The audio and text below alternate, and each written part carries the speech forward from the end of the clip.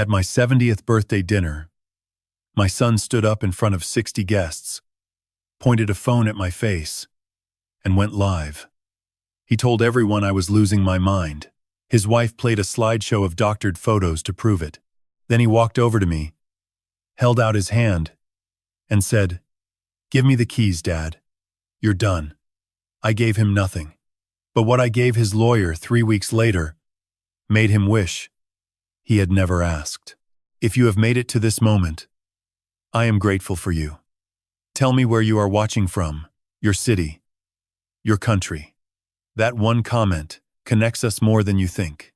One thing worth mentioning: parts of this story are fictional, shaped for educational and storytelling purposes. Names and places are coincidental. But what this story teaches you is something I genuinely hope stays with you. My name is Howard Merritt. I turned 70 years old on a Thursday morning in late June, and I marked the occasion the same way I had marked most mornings for the past 5 years, alone in my study with a cup of coffee going cold on the desk and a filing cabinet open beside me. People who knew me from the school used to joke that I was the only principal in Charleston who kept better records than the district office. They were not wrong. 34 years of running Ridgeview High on Rivers Avenue taught me one thing above everything else: if you did not write it down, it did not happen. I had seen teachers lose grievance hearings because they never documented a conversation. I had watched parents lose custody arguments because they trusted memory over paperwork. I never made either mistake. Every evaluation, every disciplinary report, every signed agreement filed, dated, backed up. My wife used to tease me about it, said I kept more paper than the county courthouse. She passed 5 years ago. A stroke, sudden and total. One morning she was standing at the kitchen counter, slicing a peach. That afternoon, she was gone. Eleanor, 31 years of marriage, and a filing cabinet full of love letters I will never throw away. After she passed, the study kept me steady, the smell of old books, and the particular weight of a well-organized drawer. Those things did not ask anything from me. They just waited. I remarried 11 months ago. A woman named Ruth Calloway, introduced through our church congregation, a retired librarian from the public branch on Calhoun Street. Ruth was the quietest kind of strong I had ever encountered. She had raised 3 daughters on her own after her first husband walked out, built a career from a part-time shelving job into a branch manager position, and never once asked anyone to feel sorry for her. When I told her about Marcus and his complicated feelings toward our marriage, she had not flinched. "He will come around," she said, "or he will not. Either way, we will be fine." That morning, though, I was not reaching for a lesson plan or an old evaluation. I was sitting with a manila folder I had labeled in my own handwriting. Marcus. Financial support. Inside were copies of documents I had accumulated over 3 years. A co-signed loan for his event company when the first quarter nearly broke him. A personal guarantee I had added my name to because the lender did not trust Marcus's credit profile alone. A second loan I had backed 18 months later when he expanded into a larger venue space and needed additional collateral. I had helped him because he was my son. That is what fathers do. At least that is what I believed. Then I closed the folder when my phone buzzed on the desk. The message was from Marcus. "Big night tonight, Dad. Do not be late. You are going to love it." I read it twice. Something about the phrasing sat wrong somewhere beneath my ribs. Not "we have a surprise," not "the family is excited," but "you are going to love it." Singular, directed. The kind of sentence a man writes when the event has been designed around a specific reaction from a specific person. I had spent 34 years reading students. I knew when a teenager was lying about homework. I knew when a parent was performing concern they did not actually feel. I knew the difference between a person who was being honest and a person who was managing a situation. Marcus had never been the sentimental type. He did not plan things to make other people feel good. He planned things that served Marcus. He had been that way since he was 19 years old. Standing in my office after his first semester grades arrived, explaining why the failures were everyone else's fault, with a fluency that would have been impressive if it had not been so deeply practiced. At 42, he had refined that skill into something harder to detect. The excuses had grown up. The selfishness had learned to wear a suit. But underneath it, the architecture was the same. I set the phone face down on the desk and looked at the folder. The label stared back at me. Marcus. Financial support. 3 years of documents. 3 years of trust extended in one direction, and silence returned from the other. Ruth appeared in the doorway of the study. She was already dressed, a navy blouse and the pearl earrings Eleanor's mother had given me to pass along when the time was right. She looked at me the way she always did, like she was reading the margin notes on a page I thought I had kept private. "You look like a man who already knows today is going to be difficult," she said. "I look like a man who has been wrong before," I told her. "Let us hope I am wrong again." She smiled, but it did not quite reach her eyes. And somewhere between that smile and the sound of her keys in the hallway, I made a decision I did not fully understand yet. I reached into the filing cabinet, pulled out a second folder, one labeled simply important copies, and placed it inside the desk safe. Then I closed the safe, turned the dial, and stood there for a moment in the quiet of my study, with the coffee going cold and the morning light falling across 34 years of carefully organized records. Whatever tonight held, I intended to walk into it the same way I had walked into every difficult conversation in my career. Prepared, attentive, and with everything written down. The restaurant was a 40-minute drive east across the Ravenel Bridge and into Mount Pleasant, where the Cooper River widened toward the harbor and the money got quieter but no less deliberate. Ruth drove. She always drove when she sensed I needed to think. And she had sensed it the moment we walked to the car. Neither of us spoke for the first 20 minutes. The radio played something soft and indistinct, and the late June air came through the cracked window carrying the faint salt smell of the low country in summer. I watched the marsh grass pass in long green sheets beneath the bridge, and thought about that text message, and about the particular feeling of being summoned to something by a person who has never once summoned you for your benefit. Marcus's event company had rented the River Room, a glass-walled banquet space overlooking the water that I had never been to, and that I suspected cost more per hour than my monthly pension. By the time we arrived, the parking lot was already full. I counted cars. More than I expected. Far more than a family dinner required. We walked in through a side entrance marked with a sign that read, "Merit, Celebration, Private Event," and the first thing I noticed was the phones. Not that people had them. Everyone has a phone. But the way they were being held, outward, angled, positioned like instruments rather than accessories. People were not just carrying their devices, they were staging them. 2 phones were mounted on small tripods near the front of the room. A wireless microphone sat on the center table beside a projector remote. And above the small raised platform near the windows, a pull-down screen had already been lowered and connected to a laptop. None of this was decoration. This was infrastructure.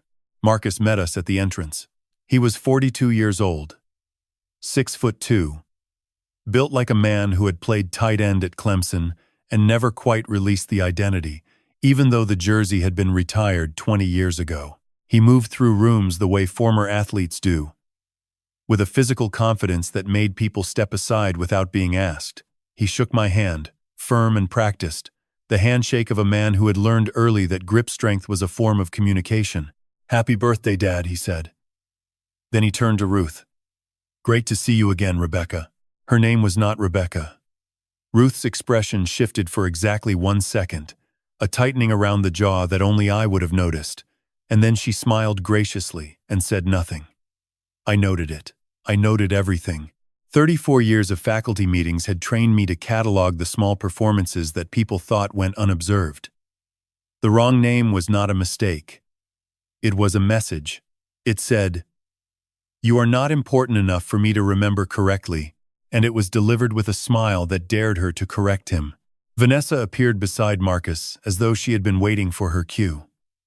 Marcus's wife was 39, Precise in the way that people who manage perception for a living tend to become precise. She described herself on social media as a family brand strategist, a title I had never fully understood and suspected was designed not to be understood. She was dressed sharply, the kind of outfit that announced preparation rather than spontaneity. She air-kissed Ruth's cheek and murmured 2 words. "Love the necklace." Very understated. I watched Ruth absorb that sentence without flinching. Very understated. 2 words that meant exactly what they were designed to mean, which was, "You are simple, and I want you to know that I have noticed." The next hour passed in the way that dangerous things often do.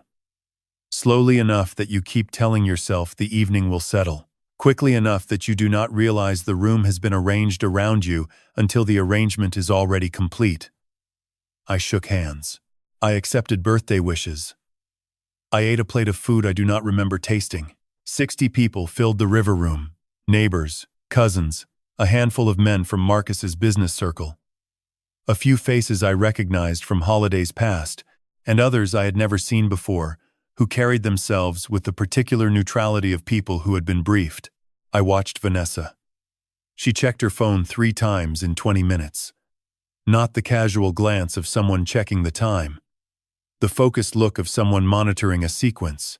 She adjusted the projector angle once, tested the microphone with a light tap that she thought no one heard, and exchanged a brief whispered word with a young man standing near the laptop who nodded and touched the keyboard. I watched Marcus. He kept drifting toward the center of the room, toward the raised platform, toward the pull-down screen. He looked up at the projector mount once, quickly, with an expression I can only describe as anticipation, the look of a director checking the stage before the curtain rises. Then he leaned toward me, close enough that only I could hear him over the ambient noise of 60 conversations, and said 4 words, in a voice that was low and steady, and entirely without warmth. "Just wait, Dad." I did not know what I was waiting for, but I had spent 34 years in a building full of teenagers, and I had learned to recognize the particular energy that fills a room when something has been planned that the adults do not yet know about. The suppressed excitement, the sidelong glances, the way certain people position themselves near exits or near cameras because they know what is coming and want to be sure they are ready when it arrives. The room had that energy now, 60 adults, and underneath the birthday music and the polite laughter and the clink of glasses, the same restless, electric undercurrent I used to feel in the hallways before a prank or a fight. Ruth found my hand beneath the table. She squeezed once. Not out of fear, out of recognition. She felt it too. Whatever came next was not going to be a birthday cake. Marcus stood up. He did not tap the microphone first. He did not clear his throat or wait for the room to quiet on its own. He simply rose from his chair with the physical authority of a man who had spent his entire adult life expecting rooms to reorganize themselves around him, and the room obeyed. 60 conversations died in sequence, each one collapsing into the next like dominoes falling inward, until the only sound left was the low electrical hum of the projector warming up behind him and the faint clink of a glass being set down by someone near the bar who had not yet understood what was happening. Marcus lifted his phone. The screen faced outward. A small red dot appeared in the upper corner, steady and unblinking. He was recording. Not just recording. The interface was unmistakable. He was live, broadcasting to whatever audience had been assembled on the other end of that signal. Strangers, followers, people I would never meet, watching my birthday dinner in real time from the privacy of their own screens. He spoke into the microphone with the measured warmth of a man who had rehearsed this. "Dad," he said, "we love you. We do. And because we love you, we owe you honesty." His voice carried across the river room with the particular projection of someone who understood how sound worked in a space like this. Not too loud, not strained. The voice of a keynote speaker, not a son. "For the past several months," he continued, Our family has been struggling with something we have not talked about publicly. Dad has been showing signs of serious cognitive decline, memory issues, confusion, poor decision-making that has affected his finances and his personal relationships. He paused. And in that pause, I felt 60 pairs of eyes land on me with the weight of a verdict being delivered before the trial had begun. We did not want to believe it, Marcus said. But ignoring it would be worse than facing it. So tonight, with all of you here, the people who love him most, we want to share what we have seen. He nodded toward Vanessa. She touched the laptop keyboard, and the pull-down screen behind Marcus illuminated with the first image. It was a photograph of me, taken from an angle I did not recognize, at a moment I did not remember. I was mid-yawn in what appeared to be my study, eyes half closed, mouth open, caught in the kind of unflattering instant that every human being experiences a dozen times a day and that no one is meant to see frozen and displayed at 5 feet wide. Beneath the image, a caption in clean white text read, "Frequent confusion and disorientation, daily episodes observed." The room shifted. A murmur moved through the guests like wind through a field. Uncertain, uncomfortable. The sound of people who were not sure whether they were witnessing something brave or something terrible. The second image appeared. Me, standing in the driveway, squinting at the mailbox with my reading glasses pushed up on my forehead. The caption read, "Unable to locate personal items, repetitive behavior noted." It was a photograph of a man who had pushed his glasses up while checking the mail. Nothing more. But framed by that caption, projected on that screen, in front of those people, it became evidence of something it was not. 12 images in total. Each one a moment of ordinary life, captured without my knowledge, and then reframed, cropped, captioned, and presented in sequence to build a narrative that did not exist. Me, leaning against the kitchen counter with my eyes closed. Caption, "Episodes of unresponsiveness. I had been praying before dinner." Me, calling a neighbor by the wrong name at a church picnic. Caption, "Progressive identity. Confusion."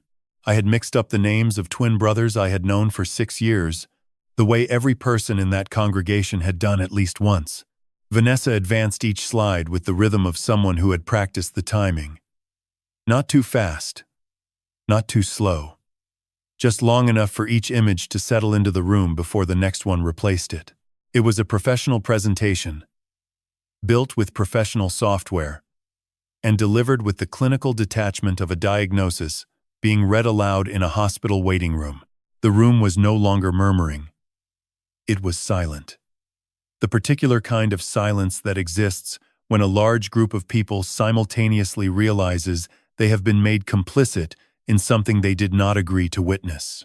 Then Marcus stepped away from the platform and walked toward me.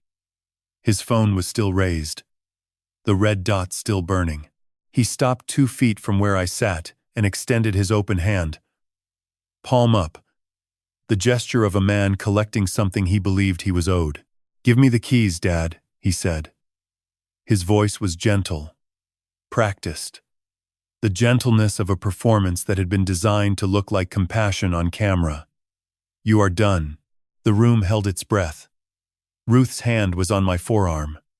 Her fingers pressed in, not from fear, but to anchor me. I could feel her pulse against my skin, fast and steady. The heartbeat of a woman who had decided she was not going to break, regardless of what this room demanded of her. I looked at Marcus's open hand. I looked at the phone screen facing me, my own reflection caught in the glass, small and distorted, broadcast to whoever was watching. I looked at the screen behind him where the final slide still glowed, a photograph of me asleep in my armchair with a book on my chest, and the caption, "Cognitive shutdown, increasing frequency." Cognitive shutdown. I had been napping after lunch on a Sunday afternoon. I was 70 years old. That is what 70-year-old men do after lunch on Sundays. And my son had photographed it, captioned it, projected it onto a screen, and was now standing in front of me with his hand out and a camera rolling, asking me to surrender my house keys as proof that I was no longer fit to live my own life. From the far corner of the room, near the side entrance where the older guests had gathered, a woman I would later come to owe a great deal stood with her phone held low at hip level, recording without intention, capturing what she had not planned to capture. She did not know yet what she was holding. Neither did I. And somewhere near the microphone, just outside the frame of Marcus's live stream but well within the audio range, Vanessa turned slightly toward a woman standing beside her and said 5 words in a voice that was quiet, but not quiet enough. "He will sign anything once we get the ruling." I did not hear those words in that moment. I would hear them later, on a recording, in a kitchen, with Ruth beside me and a lawyer on the phone. But standing there in the river room with 60 faces watching, and my son's hands still extended, and the projector still humming its indifferent hum, I heard something else entirely. I heard the sound of a decision completing itself inside my chest, the way a lock clicks when the last tumbler falls into place. Not anger. Anger was too loud for what this was. This was quieter, colder, more precise. I stood up. Ruth stood with me. And the room, all 60 of them, went absolutely still. I did not raise my voice. I did not point at the screen behind Marcus or gesture toward the phone still recording in his hand. I did not address the room or the camera or the 60 faces arranged in a half circle around the scene my son had built for their consumption. I spoke to Marcus alone, and I spoke the way I had spoken to 10,000 students across 34 years of hallways and classrooms and offices where difficult truths were delivered without ceremony. I taught 10,000 students in 34 years, I said. Not one of them ever took something from me and called it love. The sentence landed in the room the way a stone lands in still water. Not with a crash, but with a weight that moved outward in every direction at once. Marcus's extended hand dropped half an inch. His expression shifted, not dramatically but enough. The performance faltered for exactly 2 seconds before the machinery of his composure caught up and smoothed it over. But I had seen it. And he knew I had seen it. I placed my hand gently on Ruth's back. She stood perfectly straight beside me, her chin level, her eyes clear, her expression composed in a way that I understood cost her something. I had learned in 11 months of marriage that Ruth's stillness was not passivity.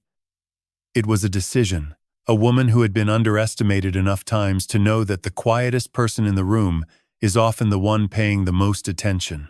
"We are leaving," I said. Not to Marcus, not to Vanessa, to myself.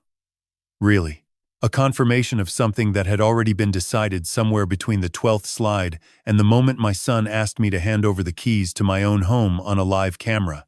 I shook 2 hands on the way out. The first was a heavy-set man named Bill Gaskins, a neighbor from our street who had driven across the bridge for what he believed was a birthday dinner. He grabbed my arm at the door and said in a voice thick with something I did not have time to examine, "Howard, I did not know. I swear to you, I did not know any of that was planned." "I know you did not, Bill," I said, and I kept walking. The second hand belonged to a woman near the exit whose name I did not catch, but who looked at me with the kind of expression that people wear when they have witnessed something they know they will be asked about later and have already decided what they will say. The drive home took 30 minutes. Ruth and I did not speak for most of it. There was a kind of companionable silence between us that was not empty. It was full of things we were each processing privately. The way 2 people do when they have been through something together and need a moment before they can name it. The Ravenel Bridge stretched ahead of us in the dark, its cables lit against the sky like the rigging of a ship moving towards something none of us could see yet. Ruth made tea when we got home. I went to the study. I do not know exactly why I reached for that folder again. Habit, maybe. Or the instinct of a man who had spent his career trusting paperwork over memory. The manila folder was where I had left it that morning, but the safe held the copies I had made of the most important documents, and I pulled those out now and spread them under the desk lamp. The loan guarantee. The co-signed credit agreement. The second loan I had backed, 18 months ago. I turned to the most recent page, a guarantee extension that had been filed 7 months earlier to stretch the loan term another year. My signature was there, clear and familiar, the same handwriting I had used on report cards and recommendation letters and 34 years of faculty evaluations. Except I did not remember signing it. I held the page closer to the light. The signature looked like mine. It had the right general shape, the slight forward lean, the way the double T in merit crossed in a single stroke. But something about it was wrong. The ink sat too evenly on the page. The pressure was too consistent, too uniform. Like something that had been studied and reproduced, rather than something written by a hand, moving in real time. The difference between a photocopy of a signature and an actual signature is invisible to most people. But I had signed my name on documents every working day for 34 years. I knew what my handwriting felt like on a page, and this did not feel like mine. I set the page down carefully. The study was quiet. The desk lamp hummed. Outside, a neighbor's dog barked twice, and then fell silent. Then I opened my laptop and pulled up my credit report. In the United States, every consumer has the right to access their credit history from each of the 3 major bureaus, Equifax, Experian, and TransUnion. I had not checked mine in over a year. It was a gap I was not proud of. I found it on the second page of the Experian report.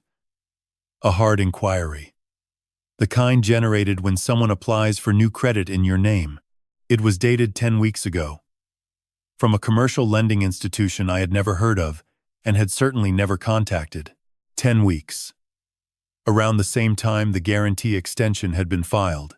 A hard inquiry meant that someone using my personal information had applied for credit in my name without my knowledge or consent. In the United States, that is identity fraud. A federal offense. I sat with that sentence for a long moment, staring at the screen, feeling the study close in around me the way a room does when the thing you suspected turns out to be the thing that is actually true. I photographed the screen.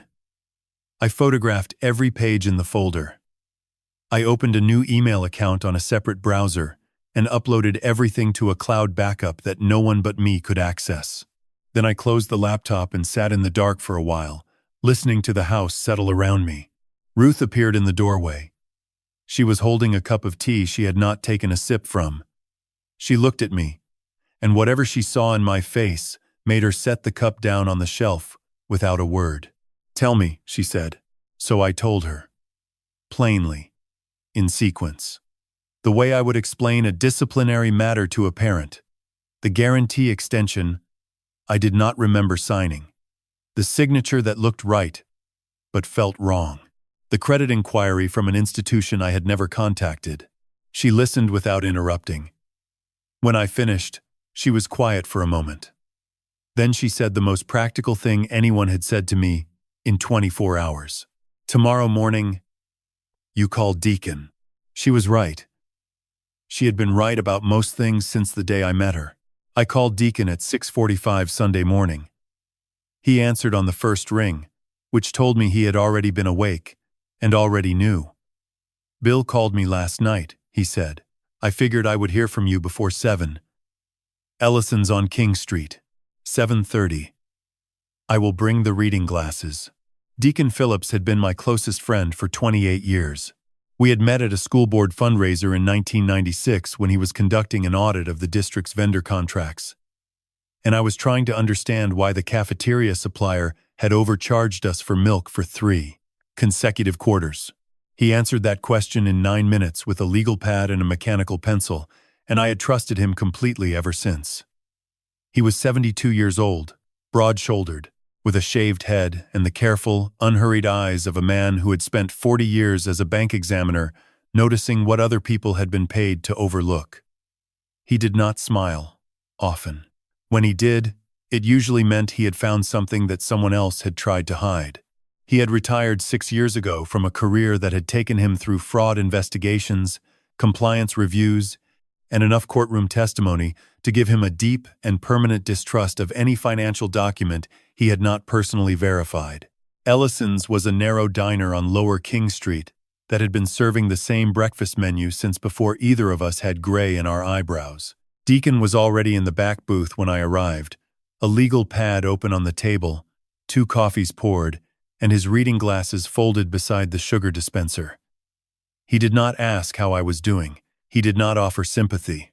He looked at the folder I set on the table and said, "Start from the beginning." I laid it out the way I would explain a student disciplinary case. Plainly. In sequence. Without editorializing. The birthday dinner. The slideshow. The keys. The drive home. The guarantee extension I did not remember signing. The hard inquiry on my credit report. Deacon listened without interrupting. When I finished, he put on his reading glasses and opened the folder. He went through each document slowly, holding the guarantee extension up toward the window, the way I had held it under the desk lamp, tilting it slightly to catch the angle of the morning light. "Tell me what you feel when you look at it," he said without looking up. "It looks like mine," I said. "But it does not feel like mine." He set the page down. "You are not imagining it. The pressure distribution is too uniform.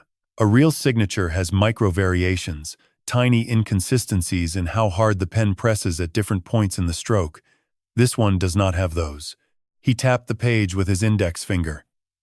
"This was either traced from a scanned image or reproduced digitally and printed onto the document. Someone with access to your signature on another document could produce this with the right software and a decent printer. Can I prove that? You cannot. A forensic document examiner can. That is a professional who analyzes handwriting, ink composition, and paper under laboratory conditions. Courts across the country accept their testimony. What you have here is sufficient to justify requesting that analysis." He turned to the next page in the folder and stopped. His reading glasses came down slightly on his nose, which was his version of a dramatic reaction. "Howard," he said, "what is this?" It was a loan document I had not seen before. A second guarantee, filed 4 months ago, for $85,000. My name appeared as the personal guarantor on a commercial credit line issued to Marcus's company by a lender I did not recognize. I had not signed it. I had not been asked to sign it. I had not known it existed until Deacon held it up in the morning light of a diner booth on King Street and showed me my own name attached to a debt I had never agreed to carry. I stared at it for a long moment. $85,000. Deacon set his pen down. "Before we get to proving anything," he said, "we need to understand the full scope. Pull out everything in this folder that connects your name to Marcus's business." We spent the next 90 minutes going through every page. Deacon made notes in pressed handwriting, the same handwriting I had watched him use across conference tables and courtroom galleries for nearly 3 decades. By the time the coffee pot had been refilled twice, we had a working list of concerns, not accusations, questions that needed answering. Then Deacon leaned forward slightly and pointed to a clause midway through the original loan agreement. A standard provision I had read at signing, but had not thought about since. It required that any assets associated with the guaranteed loan maintain current and adequate insurance coverage throughout the term of the agreement. If Marcus had let the insurance lapse on anything covered by that loan, if a policy had expired or a required rider had not been renewed, that alone constituted a breach of the agreement terms. The lender has its own interests to protect, Deacon said. If they discover their collateral has been operating outside the insurance requirements, they do not need your permission to act. They have their own process, and that process moves independently of whatever you decide to do. He folded his hands on the table. You do not have to be the hammer, Howard. You just have to be the file. Put the right information in front of the right people, and let the paperwork do what paperwork does. I sat with that for a moment. Outside the window, a couple walked past with a stroller. A church bell rang somewhere on Meeting Street. Ordinary Sunday morning. Ordinary life. Continuing without awareness of what was being assembled 3 feet from the glass. What is the first step? I asked. Document preservation. Deacon said. Tonight, you photograph every page. Back it up in 2 places. Cloud and a drive you keep somewhere safe. Do not move anything. Do not alter anything. Then Monday morning you call an attorney. A real one, not a retired bank examiner having breakfast with you. He almost smiled. I can give you a name. I nodded. Then my phone buzzed against my thigh. I pulled it out and looked at the screen. A message from Marcus, sent at 7:51 on a Sunday morning, which meant he had not slept well either. We need to talk, Dad. Tomorrow. My office. I set the phone face down on the table without responding. Deacon glanced at it, and then at me, but said nothing. He did not need to. Whatever Marcus wanted to say at that meeting, I intended to hear it very carefully and remember every word. Because in my experience, a man who asks to talk after he has already acted is not looking for conversation. He is looking for confirmation that the thing he did has not yet caught up with him.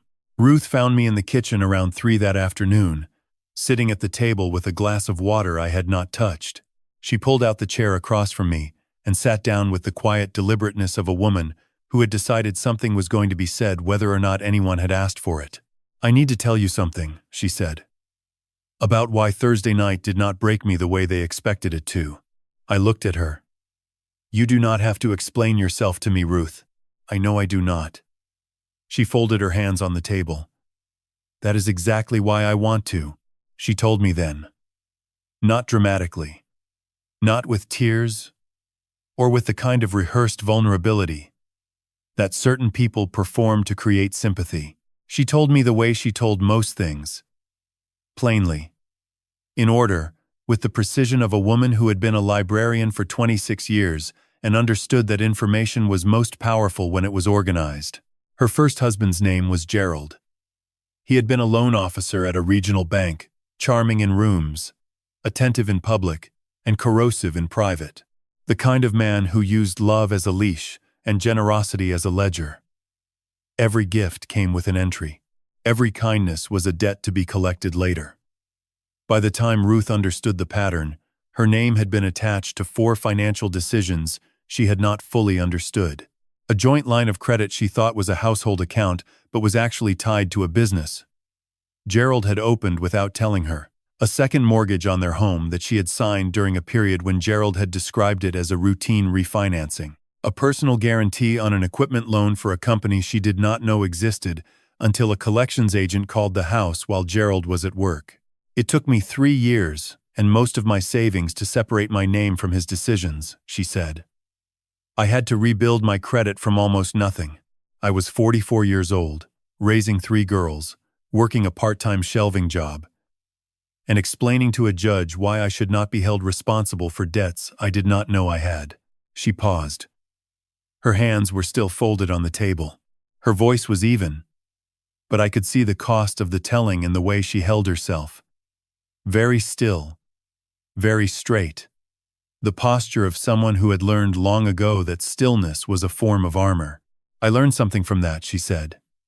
The people who want to control you will always find a way to frame it as protection. Gerald called it partnership. Marcus stood up on Thursday night and called it love. Vanessa called it honesty.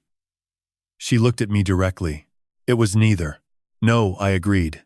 It was not. So here is what I am asking. She held my gaze the way she always did, when she meant something completely, without blinking, without softening the edges. Every time we meet with Marcus or Vanessa from this point forward, every phone call, every visit, every conversation that touches any of this, I want a witness or a recording, not because I am afraid of them, because I refuse to be misquoted. It was the most practical thing anyone had said to me since Deacon told me to be the file. And it settled something in my chest that had been loose since Thursday night. Agreed, I said. We spent the rest of the afternoon making a list. Not an angry list. A careful one. Every person at that dinner who might have recorded the slideshow, the microphone moment, Marcus's expression when the live stream was running. Deacon had mentioned something on the phone that morning about original video files, that they carried metadata, embedded timestamps and location data that gave them far greater legal weight than a screenshot or a second-hand copy. We needed source files, not reposts, not clips someone had trimmed. The originals. I made 5 calls. 3 went to voicemail. 2 picked up. The first was a woman named Donna Childress, a neighbor of Marcus's in Mount Pleasant who had attended the dinner and who I learned had been quietly horrified by what she witnessed. She had recorded the slideshow on her phone out of sheer disbelief, the way people sometimes record things they cannot process in real time, as though the act of capturing it will make it more comprehensible later. "Howard," she said, her voice carrying the particular warmth of someone who felt guilty for having been present.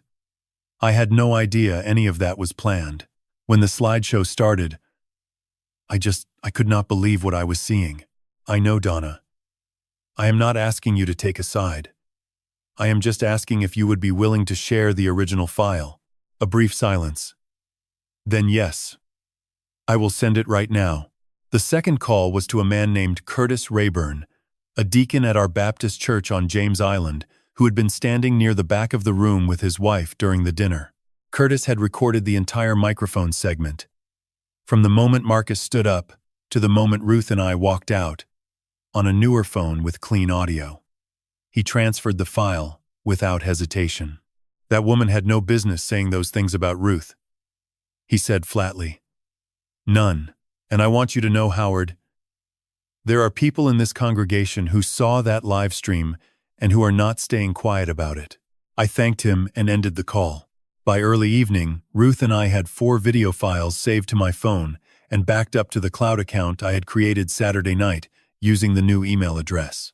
Each file was original, unedited, with full metadata intact. We watched them together at the kitchen table, side by side, without commentary. Donna's footage was clear enough that the slideshow captions were fully legible. Curtis's clip had the best audio, sharp enough to hear Marcus's voice without distortion. We did not watch them for satisfaction. We watched them the way I used to review incident reports at school, methodically, looking for details that would matter later to people who had not been in the room. Ruth took notes. I marked timestamps. By 9 that evening, every file had been copied to a portable drive that I locked inside the filing cabinet in my study. The same cabinet where I had kept 34 years of school records, the cabinet whose key only I carried. 4 ordinary people with phones who had, without coordination or instruction, documented a performance that its architects had assumed would be remembered only as they intended it to be. I closed the cabinet and stood in the quiet of the study. Ruth appeared in the doorway again, the same way she had appeared that morning and the morning before. She did not say anything. She did not need to. She just stood there. And I understood that whatever came next, I was not facing it alone. That was not nothing. That, I decided, was the most important thing I had. Sandra Okafor was in my 1994 homeroom class. She sat 3rd row, 2nd seat, and she argued with everything I said for an entire semester. If I told the class that documentation was the foundation of accountability, Sandra raised her hand and asked what happened when the documentation was wrong. If I said the system worked when people followed procedure, she wanted to know who the procedure was designed to protect. She was 16 years old and already understood something that most adults spend their whole lives avoiding. That the distance between how things should work and how they actually work is where most of the damage happens. She graduated valedictorian. She got a full scholarship to Howard University. She went to law school at Georgetown, and she came back to Charleston and opened a practice on Broad Street specializing in elder abuse, financial exploitation, and guardianship defense. I had followed her career the way you follow a student who made you better at your job. From a distance. With pride, and with the quiet understanding that the things I taught her had taken root in ways I had not anticipated. Deacon had given me her name Sunday night. "Call Sandra Okafor," he said. "She knows this kind of case from the inside." I called her Monday morning at 7:15. She answered with a voice I recognized immediately. Older now, steadier, but carrying the same directness that had once made her the most challenging student in my homeroom. "Mr. Merritt," she said. "Deacon told me what happened. I need you in my office by 9. Her office was on the second floor of a restored building on Broad Street, the kind of space that was designed to feel competent without being cold. Clean lines, warm wood, framed degrees on one wall, and framed photographs of her family on the other. She was in her mid-40s now. Tall, with close-cropped hair and reading glasses she wore on a chain around her neck, in the same style that I had worn mine for the last 20 years of my career.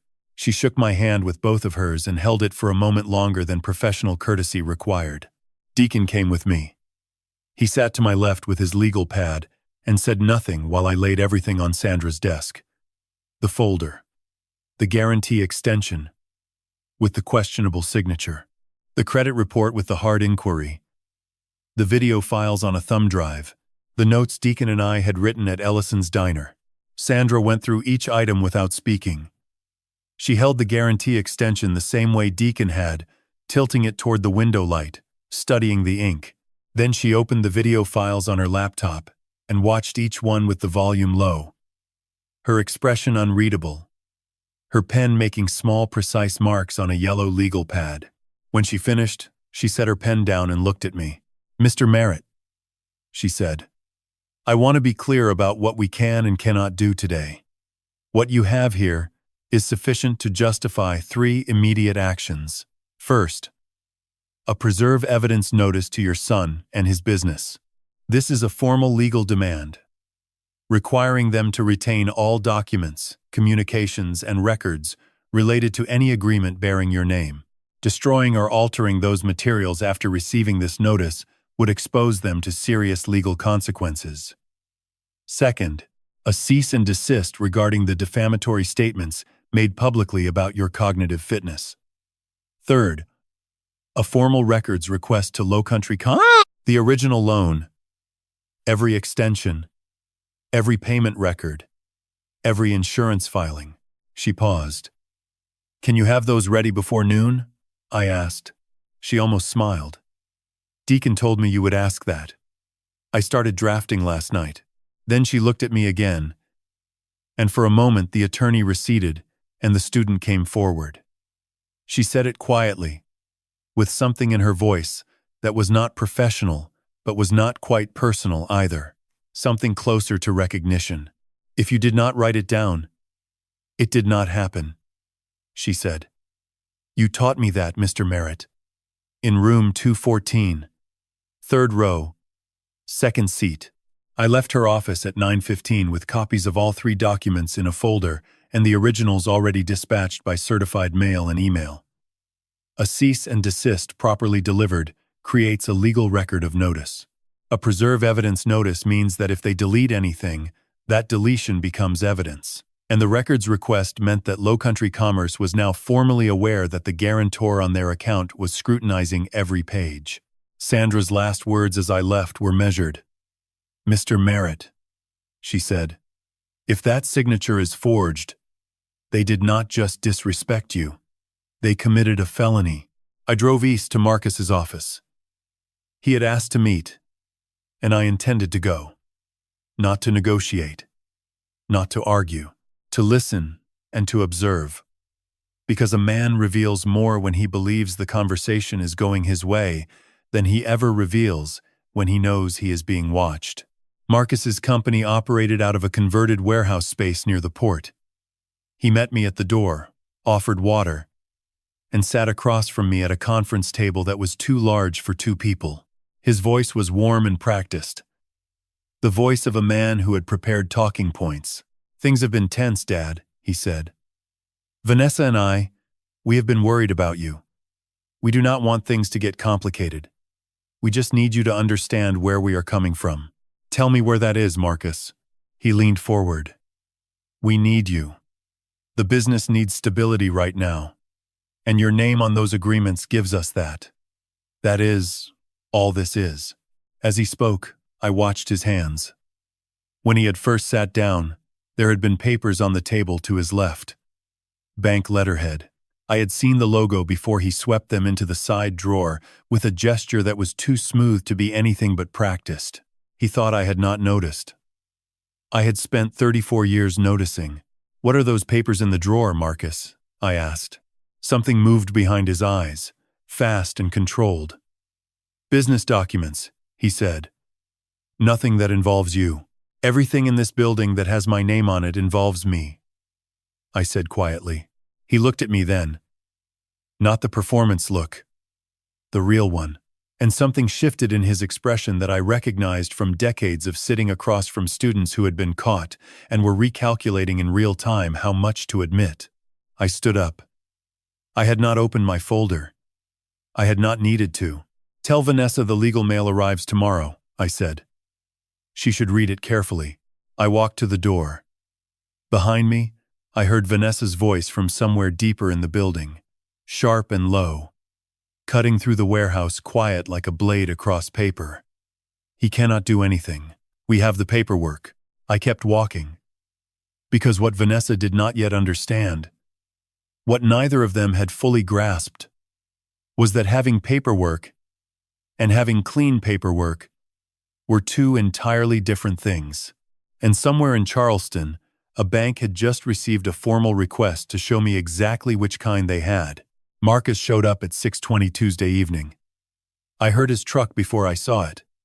The same engine note I had listened to at 100 family dinners when pulling into our driveway still meant something uncomplicated.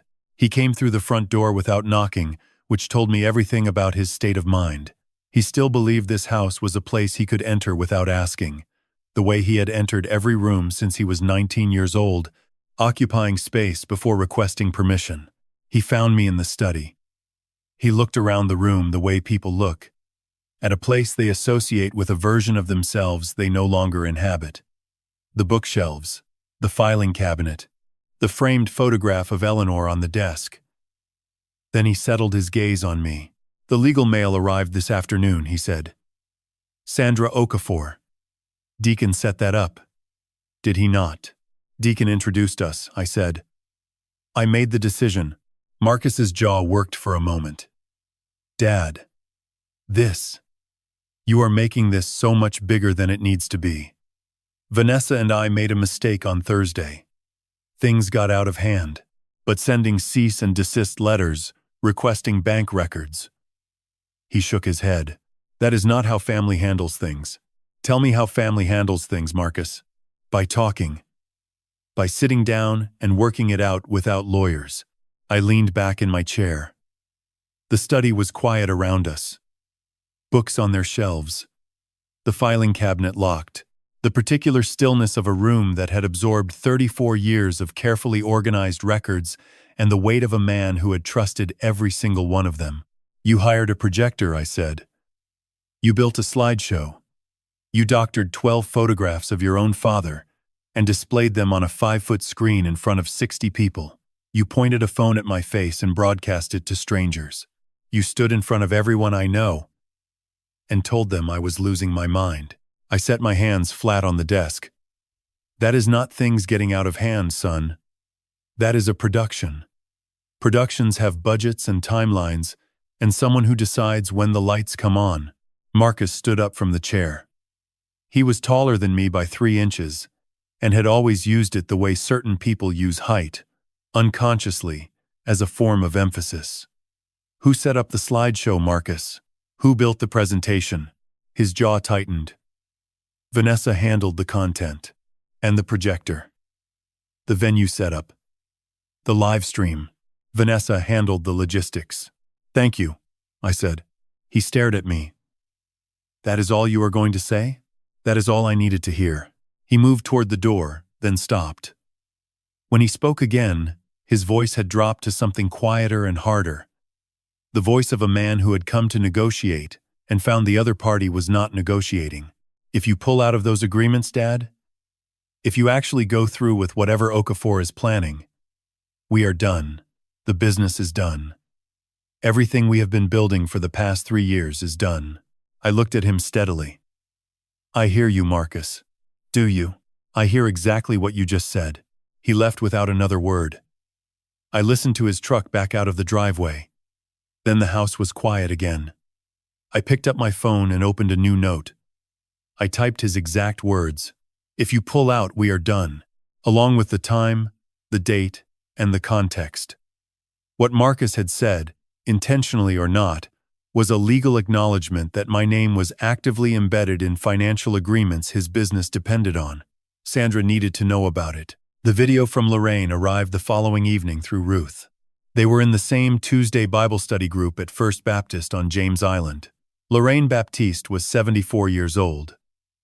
A retired English teacher who had worked alongside me at Ridgeview for 22 years before I became principal. She was the kind of woman who noticed things other people walked past. The kind who remembered which student had been absent 3 days in a row before anyone else thought to check. The kind who kept her own records, not because she was asked to, but because she believed that paying attention was a form of respect. Lorraine had called Ruth that afternoon. She said Vanessa had come to the Wednesday evening service at First Baptist the previous week and told 3 women in the fellowship hall that Howard had been behaving erratically for months, making poor financial decisions, showing signs of confusion, that his new wife was encouraging his isolation from the family. Lorraine told Ruth she had not believed a word of it. Then she went home and found the video on her phone from Thursday night. She had been standing near the side entrance of the river room during the dinner, her phone held low at hip level. She had not been recording intentionally. She had been showing a photograph to a friend when the slideshow started, and her phone had automatically captured the next several minutes without her realizing it. Sometimes the most important footage is the kind nobody planned to take. Ruth set up the laptop on the kitchen table, and we watched it together. The angle was different from Donna's or Curtis's footage. Lower, steadier. Catching the room from below and to the side, in prosegit in a way that revealed things the other clips had not. Marcus's earn, the satisfied smile of a man watching metrics climb on a live stream while his father's dignity was being projected onto a wall. Sandra, I said to Ruth. Send it to Sandra tonight. But there was more. Ruth rewound the clip to the 40-second mark before the slideshow began. Vanessa was standing beside the laptop, her hand resting on the keyboard, and in a gesture so brief it would have been invisible at normal speed, she glanced down at her watch. 40 seconds. She had checked the time 40 seconds before the first slide appeared on the screen. She knew the exact moment it was going to start, I said. She timed the whole thing, Ruth said quietly. Sandra's response when I called was immediate. This is premeditation, she said. This is not a family dispute that got out of hand. This is a coordinated event with a rehearsed timeline. But it was the final 8 seconds of Lorraine's video that kept me awake that night. As the recording ended and Lorraine's phone angled downward, the frame caught a brief, unguarded moment near the side entrance. Marcus standing close beside a man I did not immediately recognize. Medium build, light jacket despite the June heat. The posture of someone who belonged, without wanting to be noticed, belonging. I had seen a version of that profile somewhere before.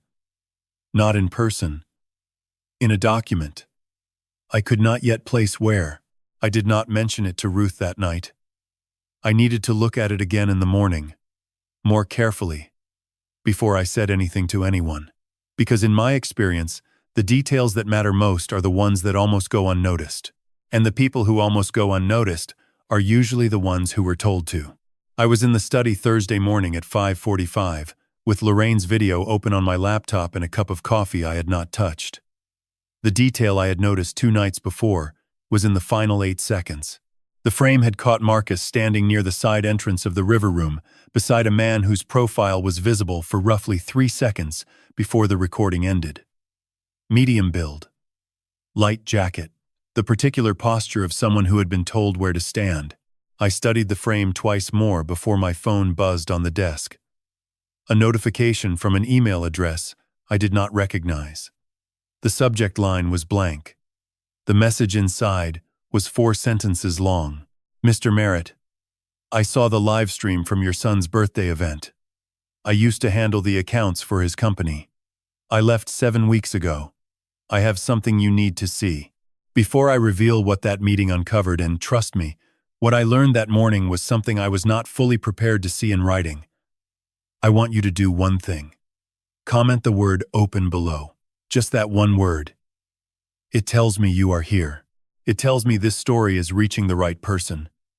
What I am about to share is the moment everything stopped being a suspicion and became a fact.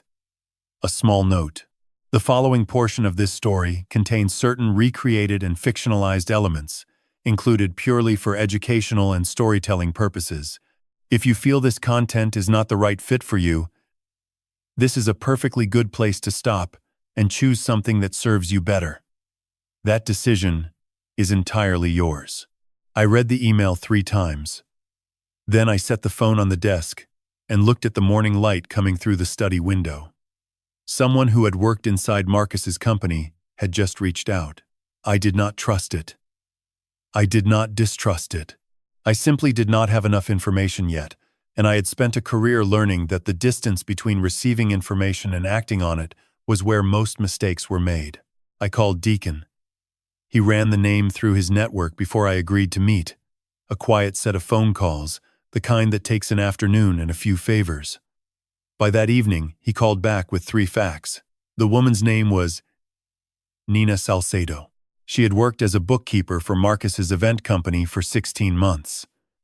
She had been terminated 7 weeks earlier, under circumstances Marcus had described to mutual acquaintances as a performance issue, and she had a reputation among the small business accounting community in Charleston as someone meticulous to the point of being difficult. Difficult how? I asked. The kind of difficult that comes from refusing to sign off on things that do not add up, Deacon said. I called Nina the following morning and arranged to meet at a coffee shop on Meeting Street. Public. Well lit. The kind of place where nothing dramatic could happen without a dozen witnesses. I asked Deacon to come, not because I needed protection, but because Deacon had spent 40 years reading financial documents, and I wanted a second set of eyes on whatever she brought. She was already there when we arrived. Mid-40s, a gray cardigan, a cup of coffee she had not taken a sip from. She had the look of someone who had been carrying something heavy for a long time and had finally decided to set it down. A manila folder sat on the table in front of her, edges worn, held shut with a single rubber band. She stood when she saw us, shook my hand with both of hers, and said quietly, "Thank you for coming, Mr. Merritt. I was not sure you would. I almost did not," I told her. But here we are. Deacon pulled out the chair across from her and folded his hands on the table, the way he always does when he means to listen very carefully. Nina looked at him, then back at me, and reached for the folder. "I want to be honest about why I am here," she said. "I left Marcus's company because I was asked to do things I was not willing to do.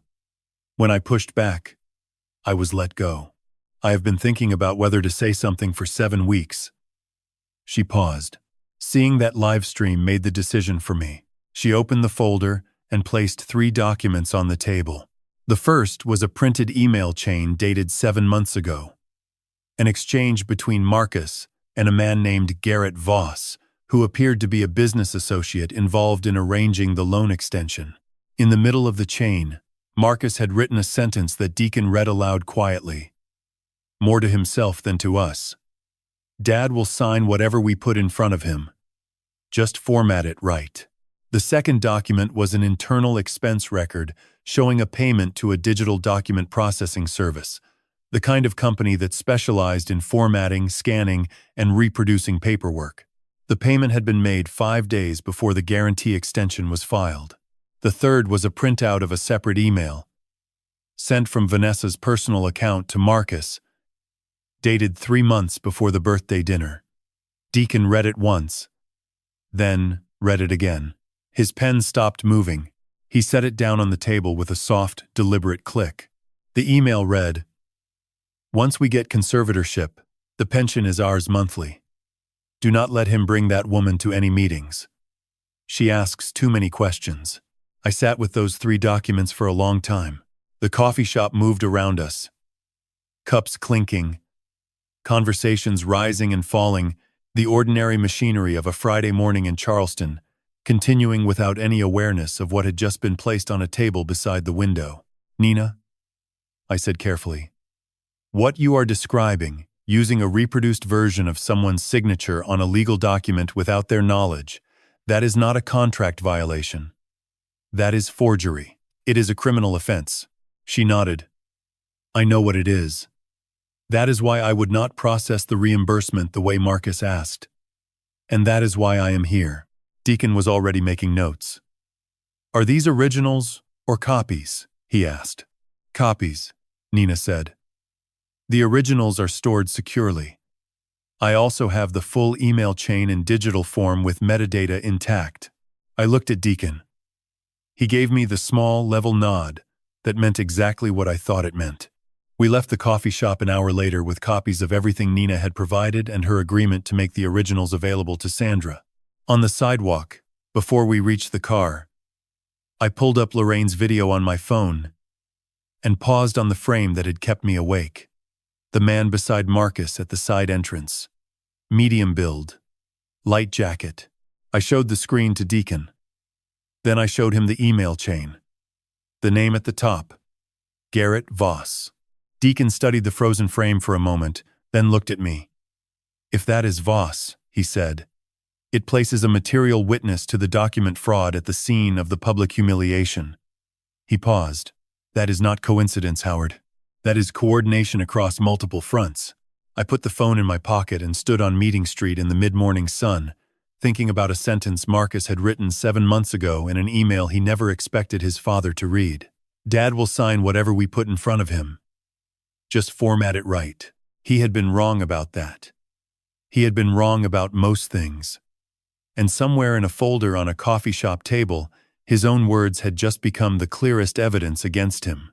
I was in the parking lot of the Piggly Wiggly on Folly Road Wednesday afternoon when I heard his voice. Dad. I turned. Marcus was walking toward me from 2 rows over. Hands in his pockets, moving with the deliberate casualness of a man who had planned this encounter and was trying to make it look like chance. He knew my Wednesday grocery routine. He had known it since he was a teenager, when I used to take him along and let him push the cart while I read labels and explain the difference between what food cost and what food was worth. He looked different than he had in my study 6 days earlier. The physical confidence that had been so carefully constructed his entire adult life had worn through in places, showing something underneath that was raw and less managed.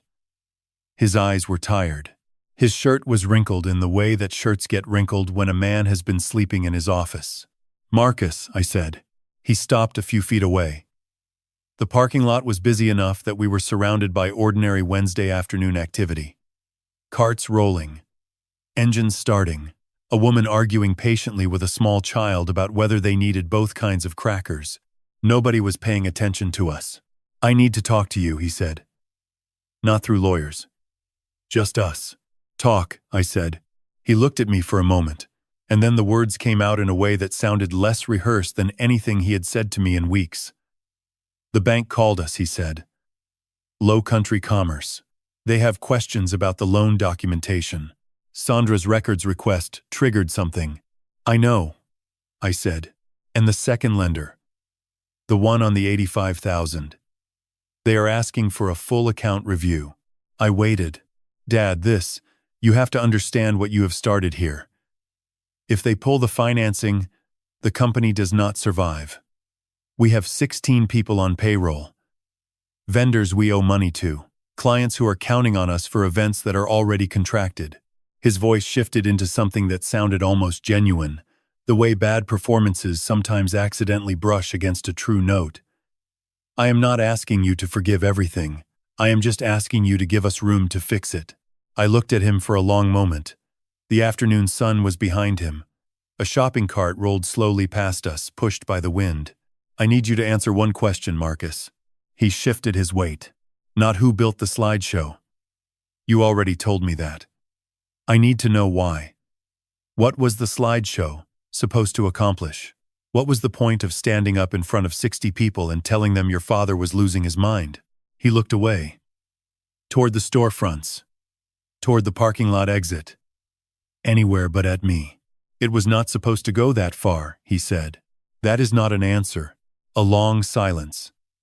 Then quietly, with the particular exhaustion of a man who has been carrying a lie and has reached the point where the weight of it has become heavier than the consequences of setting it down.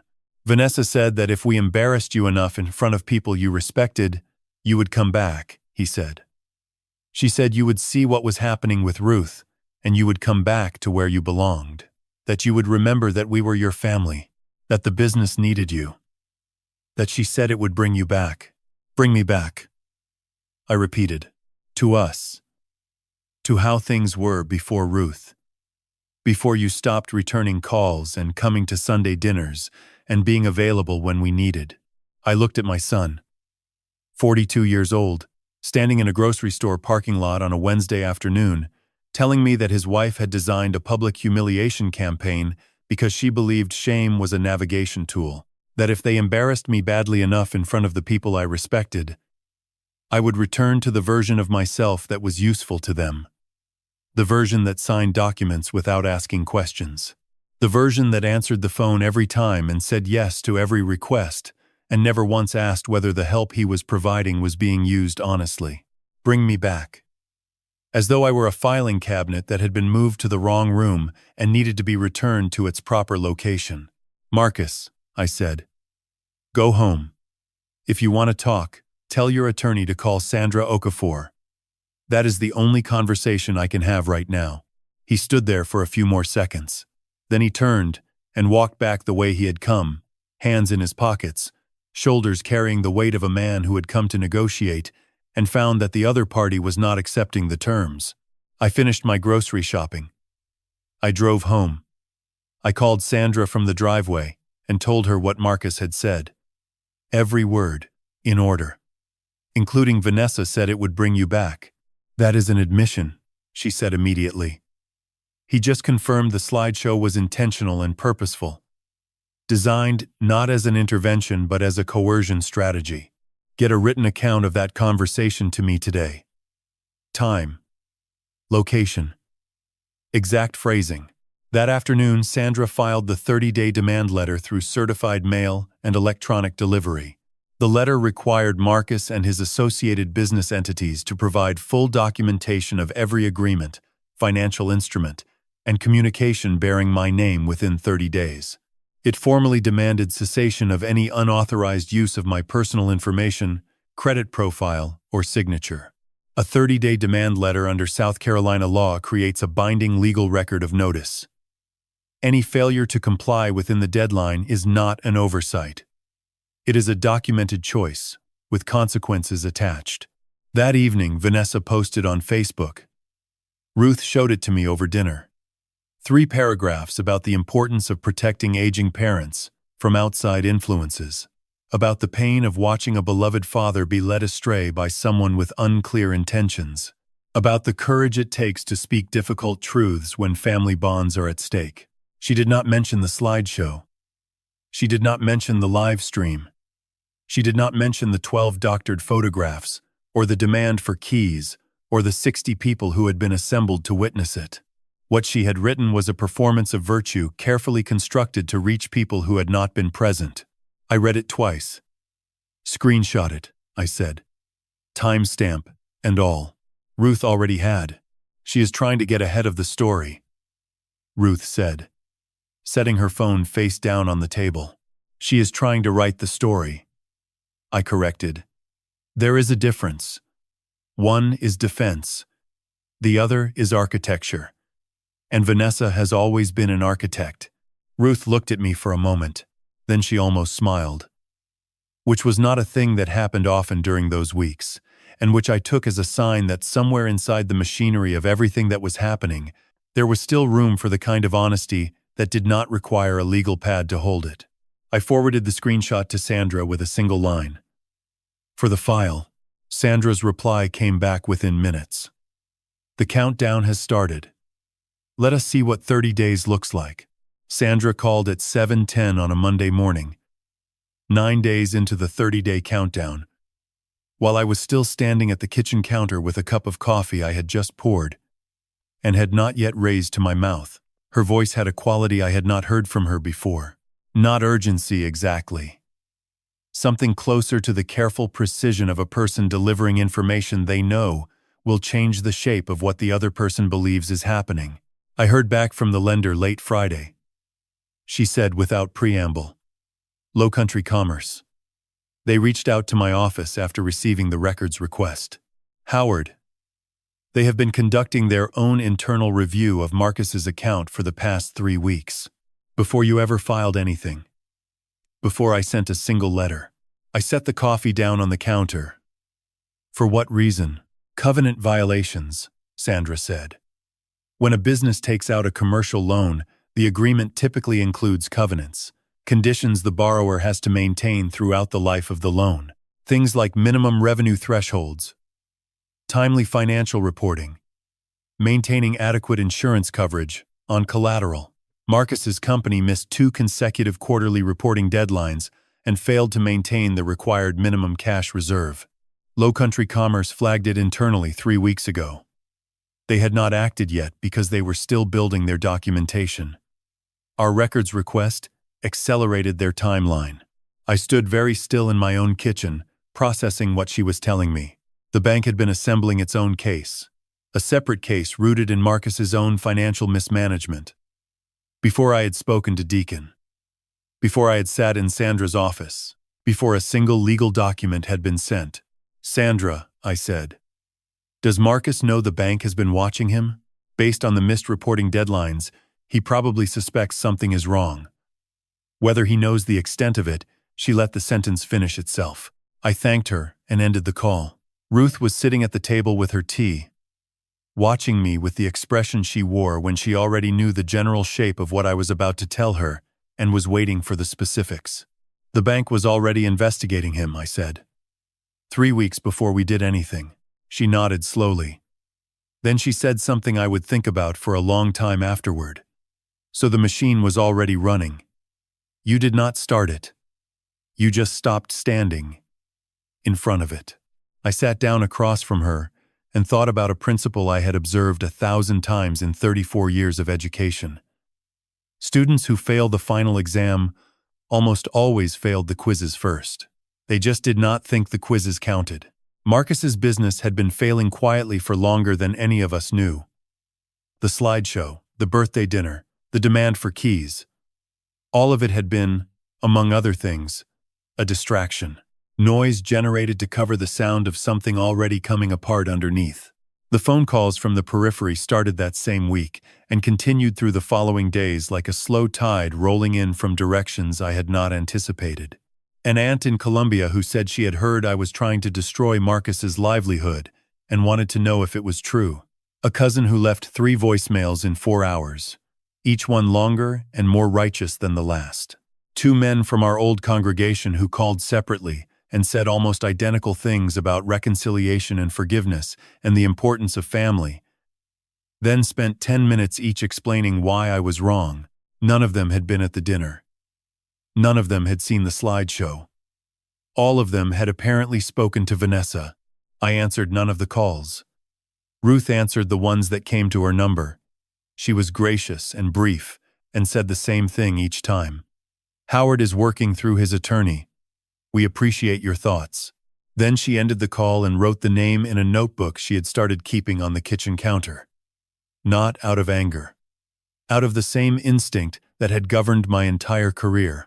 If you did not write it down, it did not happen. It was just past 6 on a Tuesday evening when my phone showed a text from Marcus. 5 words, no punctuation, sent with the particular energy of a man who had just learned something he was not prepared to hear. I will make everyone believe you have lost your mind. Everyone. I read it twice. Then I set the phone on the table and looked at Ruth. She read it over my shoulder and was quiet for a moment. Log it, I said. Time, date, exact wording. She was already writing. I called Sandra that evening. She listened to the message, and the line went quiet for a moment in the particular way that lawyers go quiet when something confirms what they already suspected. Screenshot it, she said. Time-stamped, unedited, directly from your Messages app. Already done. Good. A pause. Howard, I need to tell you something, and I need you to hear it clearly. This message suggests they may be considering a conservatorship filing. She explained it plainly. In South Carolina, as in most states, a conservatorship petition required documented evidence that the subject lacked the mental or physical capacity to manage their own affairs. A judge would not simply take someone's word for it. Medical evaluations, witness testimony, and a formal hearing would be required. It was not a process that could be weaponized quickly or easily. But the threat itself is significant, Sandra said. If they file, even without merit, it creates a period of uncertainty and a public record that can be used to pressure you into compliance. It is a delay tactic, dressed as concern. How do we stop it before it starts? We build a counterfile. We do not wait for them to act. We prepare a response package now. Your medical records from the past 2 years. A letter from your physician. Witness statements from people who interact with you regularly. Deacon, Ruth, neighbors, former colleagues, former students. And the video evidence from the dinner, which shows clearly that you were calm, coherent, and responding to provocation rather than initiating it. She paused. We also document every threatening communication they send. Each one becomes evidence that this is a control strategy, not a welfare concern. I thought about Marcus's face at the dinner. The phone raised and live streaming. The slideshow running behind him. Vanessa checking her watch. They have been building this for a while, I said. Probably, Sandra said. Which means we need to be further ahead of them than they expect. I ended the call and walked to the front door. Ruth was already standing in the hallway, holding a plain white envelope that had been left on the porch. No stamp. No return address. Just my name written in block letters on the front. Inside was a printed screenshot of Marcus's live stream from the dinner, and below it a single typed line. The old man finally lost it. Everyone is talking. I stood there reading it twice. Then I looked at Ruth. Keep it, I said. Bag it. Do not fold it. Everything they send us is something they are giving us. She nodded and went to find a plastic bag. I stayed in the doorway for a moment longer, looking out at the quiet street, thinking about what Deacon had said in the diner 2 weeks ago, that I did not have to be the hammer. I just had to be the file. The counterfile was about to become the most important document I had ever assembled, and I had assembled a great many documents in my life. By Friday night, day 13 of the 30-day countdown, Ruth and I had 14 people, willing to provide written statements about my character, cognitive sharpness, and day-to-day functioning. Deacon was first. His statement was 2 pages long, written in the same compressed handwriting he had used on legal pads across 4 decades of bank audits, and it described in precise detail every interaction we had shared over the past 18 months. Lorraine Baptiste provided a statement that read less like a legal document and more like a letter from a woman who had known me for 30 years and had finally been given the opportunity to say so under oath. Donna Childress, Curtis Rayburn, 3 former colleagues from Ridgeview who had worked alongside me within the past 2 years on the alumni committee. 2 neighbors on our street who had watched me mow my own lawn, repair my own fence, and carry my own groceries without assistance every week since they had moved in. A deacon from First Baptist who had known me for 14 years and who wrote that Howard Merritt is the most methodical and clear-minded man I have ever met, and I say that having watched him chair the building committee through a 2-year renovation without once losing his patience or his receipts, and 3 former students, each now in their 40s, who had interacted with me recently enough to describe specific conversations in specific detail. 14 people. 14 separate accounts of a man who was not losing his mind. 14 witnesses who had not been at the dinner and who had no interest in taking sides, but who were willing, when asked directly, to put their names on a piece of paper and say what they knew. The second section of the counterfile was a letter from my primary care physician, Dr. Ellen Shaw. Ruth had driven me to the appointment on Wednesday morning. Dr. Shaw was a careful woman in her late 50s who had been my physician for 9 years and who conducted the evaluation with the thoroughness I had expected and the directness I appreciated. Her letter confirmed that I had been seen twice in the past year, that my cognitive function showed no signs of impairment on any standard measure, and that I was, in her clinical opinion, fully capable of managing my own personal and financial affairs. The third section was the complete video evidence package. Lorraine's clip with the timestamp analysis, Curtis's audio, Donna's footage, all original files with metadata intact, all demonstrating that on the night in question, I had been calm, coherent, and responding appropriately to deliberate provocation rather than initiating conflict. The fourth section was a chronological record of every threatening communication Marcus and Vanessa had sent since the dinner. The texts, the Facebook post, the anonymous envelope, each one time-stamped, screenshotted, and placed in sequence to establish a pattern of harassment designed to undermine my credibility rather than express genuine concern for my welfare. 52 pages. I organized the final section on Saturday morning at the kitchen table, while Ruth made coffee and Deacon sat across from me, reviewing the witness statements one last time. The filing cabinet in my study had held 34 years of school records. This folder held 5 weeks of my life, and it was heavier than anything I had ever carried out of Ridgeview. That afternoon, I made one phone call. I called Marcus. Not to argue. Not to threaten. I had one sentence prepared, and I delivered it in the same tone I had used when telling a student their suspension had been decided. Calm. Factual. Final. Marcus, I said. I want you to know that I have spoken with my doctor, and I have asked 14 friends and colleagues to provide written statements about my health and judgment. I thought you should know. In case it is relevant to anything you are planning. 3 seconds of silence. What is that supposed to mean? He said. It means exactly what I said. Have a good weekend. I ended the call and set the phone on the desk. Sandra had coached me on this the night before. The goal was not to provoke. It was to signal, clearly and without hostility, that Howard Merritt had anticipated the move and had already begun to answer it. Sometimes the most effective thing you can say is a sentence that closes a door the other person thought was still open. Marcus's response came 40 minutes later. Not as a call, as a text. You think this is a game? We have lawyers too. You will regret making us your enemies. Vanessa's response came 12 minutes after that. From her own number. We have documentation that proves you have been erratic and difficult for years. Try us. I photographed both messages with a separate device to preserve the metadata. Then I forwarded the originals to Sandra with a single line. 2 more for the file. Sandra's reply came back within minutes. This is exactly what we needed. They have just demonstrated the harassment pattern in writing. Keep your phone charged. Ruth read the exchange over my shoulder and said nothing for a moment. Then she said, They think threatening you is the same as winning. A lot of people make that mistake, I said. By late Saturday afternoon, the counterfile sat on my desk in the study. 52 pages thick, organized with the precision of a document I hoped would never need to be used, but had been built as though it certainly would. I was closing the folder when an email arrived through Sandra's office. Forwarded from Low Country Commerce. The subject line was brief and bureaucratic, in the way that important things often are.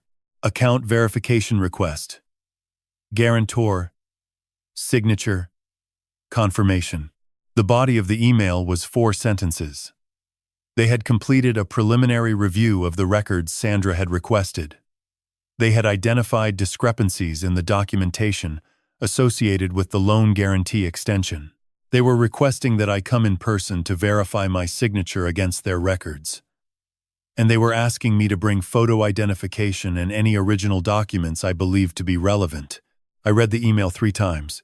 Then I printed it, placed it on top of the counterfile, and closed the folder with the particular satisfaction of a man who had spent his whole career knowing that the truth, given enough time and the right paperwork, has a way of making itself impossible to ignore. I looked at the filing cabinet beside my desk. 34 years of documents. 5 weeks of evidence. One folder that held both the problem and the answer. Monday morning, I would walk into a bank with Sandra beside me, and a lifetime of careful records behind me. And the paperwork would do what paperwork does. The meeting at Low Country Commerce took place the Monday after the counterfile was completed. Sandra and I sat across from a man named Robert Alford, the regional compliance manager, in a conference room on the 2nd floor of their Broad Street office. I signed a fresh signature till late. Oh, till late. Alfred Fission form in full view of both Alfred and Sandra.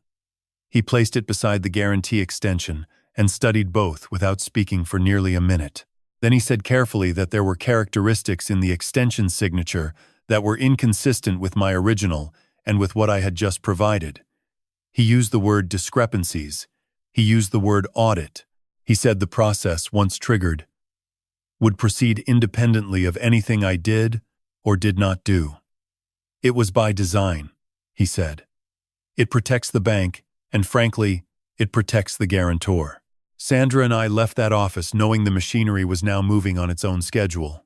Day 18 arrived on a Thursday morning that felt no different from any other, except that my phone showed 2 new notifications before I had finished my first cup of coffee. The first was an automated alert from Low Country Commerce, forwarded through Sandra's office. It confirmed that a scheduled quarterly payment on Marcus's business loan had not been received by the due date. Under the terms of the loan agreement, this constituted a payment default. The bank had issued a formal notice to Marcus's company and had begun the internal review process that would determine next steps. I read the notification twice and set the phone face down on the kitchen counter. Payment default. Marcus's company had missed a loan payment it was obligated to make. This was separate from the fraud investigation. Separate from the signature dispute. A failure of basic financial obligation that existed entirely independent of anything I had done. The second notification was from the secondary lender on the $85,000 credit line. Their records showed that the supplemental insurance coverage required under the loan terms had lapsed for a second time. 2 violations of the same clause, documented independently. I forwarded both to Sandra. She called back within 20 minutes. "They are out of runway," she said. "Between the payment default and the second insurance lapse, they needed your signature on something to buy time. That is why Marcus came to the parking lot. That is why he said what he said." Deacon arrived at 9 as I had asked him to. He sat at the kitchen table and listened while I walked him through everything. When I finished, he set his pen down. "They are running out of options, Howard," he said. "The question now is what they do when the options are gone." We did not have to wait long for the answer. Vanessa arrived on Tuesday afternoon, day 20, without calling ahead. I saw her car from the kitchen window. A silver sedan pulling slowly into the driveway, as though she was uncertain about the approach. Ruth was in the living room. She saw my expression change. "Who is it?" she asked. "Vanessa." Ruth stood up. "Do you want me here?" "Yes," I said. "I want you exactly here." We went to the front door together. Vanessa was already on the porch by the time I opened it. She was dressed more quietly than I had seen her in years. No sharp blazer. No statement jewelry. Just a plain blouse, and the particular expression of a woman who had decided that softness was her best available strategy. "Howard," she said. Her voice was warm, in the careful way that rehearsed warmth always is. Close to the real thing, but slightly too consistent. I was hoping we could talk. Just informally. Without the legal back and forth, I held the door but did not step aside. "What do you want to talk about, Vanessa?" "I want to talk about fixing this." She glanced at Ruth briefly, then back at me. "I know things got out of hand. I know the dinner was excessive, and I am sorry for that. I am. But Howard, if the bank and the lender both move forward, Marcus's business does not survive. We lose everything. The house. The company." She paused, and her voice caught on something that might have been genuine. "We have a child. We have a life we have built." There was something almost convincing about it. Almost. The catch in the voice. The quieter clothes. The deliberate use of my first name instead of the pointed formality of recent weeks. It was a good performance, and I had no doubt she had rehearsed it the way she rehearsed everything. But underneath the softness was the same Vanessa who had checked her watch 40 seconds before the slideshow began. Who had whispered, "He will sign anything, once we get the ruling into a live microphone." Who had written, "Once we get conservatorship, the pension is ours monthly," in an email to her own husband, from her own account. "Vanessa," I said, I hear what you are saying, and I understand the situation you are describing. But everything related to these matters goes through my attorney. That is not me being difficult. That is the only way this conversation can happen right now. Something shifted behind her eyes. The softness thinned at the edges the way paint thins when you scratch it, showing the primer underneath. We already have papers with your name on them, she said. Her voice had dropped slightly. Not a threat exactly, but the ghost of one. Marcus just needs one more signature to get through this quarter. One signature, Howard. That is all. The words landed in the air between us with more weight than she had intended. Ruth, standing just behind my left shoulder, said nothing, but I felt her go very still. Vanessa, I said quietly, I need you to leave now. She looked at me for a moment longer. Then she turned and walked down the porch steps and back to her car without another word. I closed the door. Ruth and I stood in the hallway for a moment, without speaking. Then I picked up my phone and called Sandra. She just told me they have a document with my name on it, I said, and that they need one more signature. Sandra's response was immediate. She confirmed directly to you, with your wife, as a witness, that they are currently in possession of a document bearing your name, and that they want additional authorization. That is an inadvertent admission of unauthorized use. A pause. Your wife heard this? She was standing 2 feet away. Good. I need written statements from both of you tonight. Time, location, exact words. Another pause. And then something I had not heard from Sandra before. Something close to quiet satisfaction. They just handed us exactly what we needed, she said. I set the phone down and checked my email. A new message from Low Country Commerce, sent 12 minutes earlier. Subject line stark and unambiguous. Payment default confirmed. Account review escalated. The countdown was no longer abstract. It was a number, and the number was 10. The extension request arrived on day 27 through proper channels, attorney to attorney, formatted correctly, using the right language. That was the first sign Marcus had finally hired someone competent.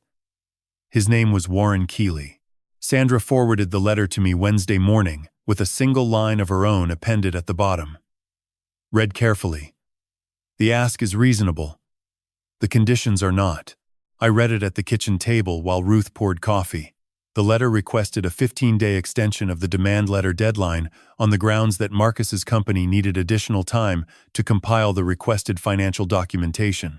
It cited business complexity, the volume of records involved, and the ongoing bank review as factors outside Marcus's immediate control. On the surface, it sounded like a measured, professional response. But Sandra's instinct was right.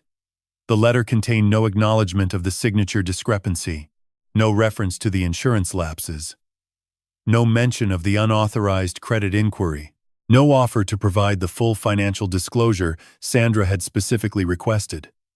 It asked for more time without offering anything in return except the suggestion of future cooperation, which was not a condition. It was a sentence. I called Sandra at 8:30. They want the runway, I said. Without the landing requirements. Exactly. I will respond today. I will offer the extension on 2 conditions: full financial disclosure within the extended period, and written confirmation that no further documents bearing your name will be submitted or utilized without your explicit written consent going forward. My expectation is that they will reject both. By Thursday afternoon, Warren Keeley's reply had arrived. Both conditions declined. The disclosure requirement was described as overly broad and burdensome. The consent provision was characterized as, and Sandra read this phrase to me twice over the phone, an unreasonable restriction on normal business operations. Normal business operations, I said. Sandra's voice carried something between disbelief and satisfaction. They just told a court, on paper, that using your name without your explicit consent is a normal part of how they do business. Warren Keeley is competent, Howard. But his client is not giving him anything to work with. The meeting on day 28 was Marcus's idea. He asked Keely to request it, which told me he had reached the stage where he believed he could accomplish in person what the paperwork had failed to accomplish on paper. Sandra agreed on the condition that it take place at her office, that Deacon be present as a neutral witness, and that nothing discussed would constitute a waiver of any existing legal position. Marcus arrived at 6 Thursday evening without Vanessa, which surprised me. He sat across the conference table from me with Warren Keely beside him, a trim man in his 50s who spent the first 5 minutes establishing ground rules with the quiet efficiency of someone trying to contain a situation he could already feel slipping. Deacon sat to my left. Sandra sat at the head of the table. Marcus looked at me for a long moment before he spoke. "Dad," he said, "I need you to understand what happens if this goes all the way. People lose their jobs. Vendors do not get paid. We have clients who are counting on us for events that are already under contract." His voice had the quality I had heard in the parking lot and on the porch and in the study. Almost genuine. Stretched thin over something harder underneath. "I am not asking you to forgive everything. I am just asking you to give us room to fix it." "Marcus," I said. A slideshow of 12 doctored photographs was projected onto a screen in front of 60 people. Your wife stood at a microphone and declared I was mentally unfit while you live-streamed it to strangers. Someone used my signature on a legal document I never authorized. Someone opened a credit inquiry in my name without my knowledge. I folded my hands on the table. Which part of that is a misunderstanding that needs room to fix? He shifted in his seat.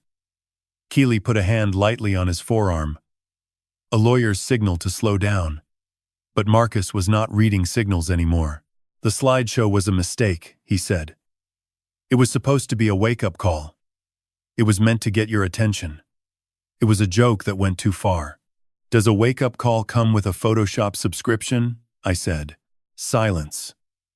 Deacon, to my left, wrote something on his legal pad without looking up. "Someone paid a digital processing company to reproduce my signature," I continued. "Someone filed that signature on a guarantee extension I never saw. Someone used my social security number to apply for credit I never requested. Those are not jokes, Marcus. Those are transactions. They have invoices and timestamps and people who process them." I kept my voice level, without heat. The same voice I had used in 1,000 disciplinary hearings across 34 years. "And the conservatorship. Was that a joke too? Was the plan to have me declared incompetent so you could access my pension every month?" Marcus's face changed. The rehearsed concern dissolved. What replaced it was something raw and cornered. The expression of a man who had just realized the other side of the table knew more than he had calculated for. Warren Keely leaned toward him and said something quiet I could not hear. Marcus shook his head. Then he looked at me across the table, and the last of the performance fell away entirely. "I will make sure you die alone, old man." His voice was low and flat, the voice of a man who had run out of other options and was reaching for the one he had been holding in reserve. "I will tell every person in this city that you lost your mind and that woman stole what was left of you." The room went very still. Sandra's pen stopped moving. Deacon looked up from his legal pad for the first time since the meeting had begun. Warren Keely closed his eyes briefly, the expression of an attorney who had just watched his client hand opposing counsel exactly what she needed. "Mr. Merritt," Sandra said, addressing Marcus by his last name for the first time. "You have just made a threatening statement in this office, in front of 2 attorneys and an independent witness." Her voice was entirely calm. "I want to be certain you understand that what you said has been heard, and it will be documented." Marcus stood up. Keely stood with him, already gathering his papers with the practiced speed of a man who knew when an exit was overdue.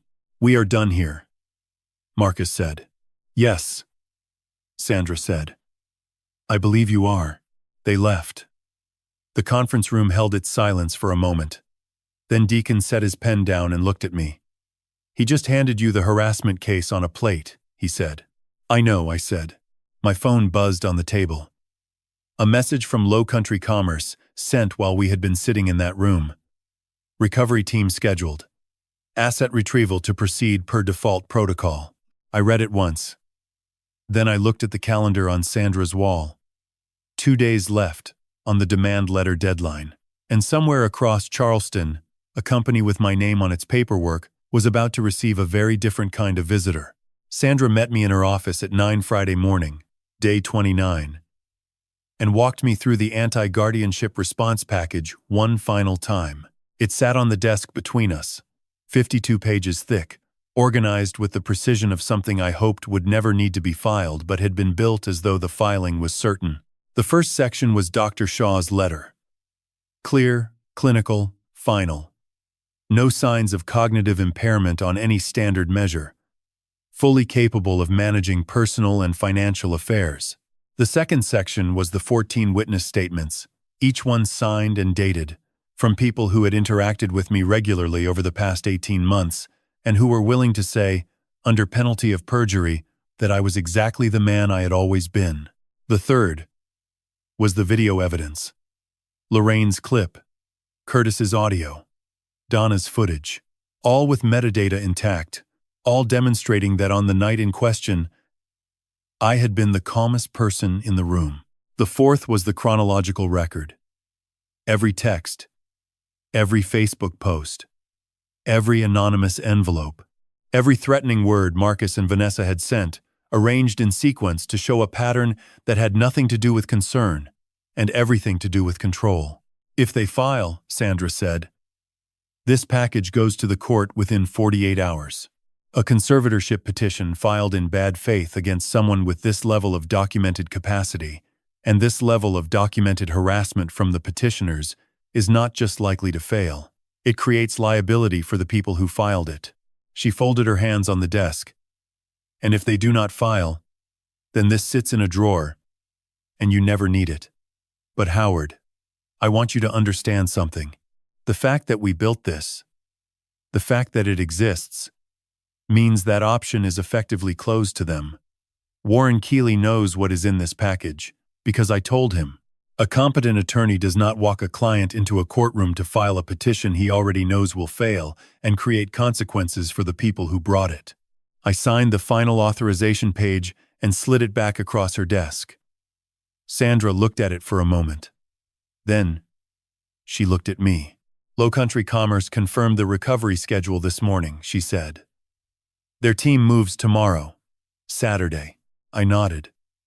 She told me the general location, a commercial property on the east side of the city where Marcus's company stored equipment and inventory. As the guarantor on the account, I had been formally notified of the recovery action. Standard procedure. I was not required to be present, and Sandra strongly suggested I not go near the site. I told her I understood. I did not tell her what I intended to do, because I had not yet decided, and because some decisions are better made in the quiet hours between knowing something is coming and watching it arrive. The email came at 3:12 in the morning.